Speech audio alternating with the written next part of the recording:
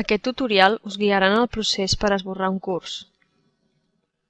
Entreu al curs i seguiu l'enllaç Esborra aquest curs que es troba al bloc UB Administració.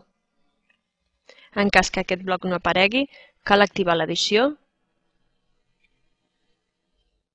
i afegir-lo amb el desplegable del bloc Blocs que es troba al marc dret del curs. Obriu el desplegable i trieu UB Administració. A continuació, el nou bloc apareix al curs.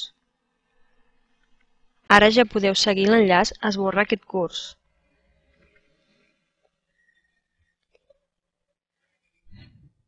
Es demana la confirmació i heu de clicar el botó Sí. El següent missatge us confirma l'operació. I el botó Continua us permet tornar al curs.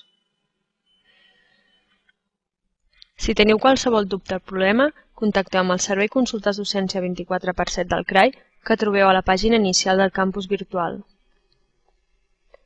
Moltes gràcies per la vostra atenció.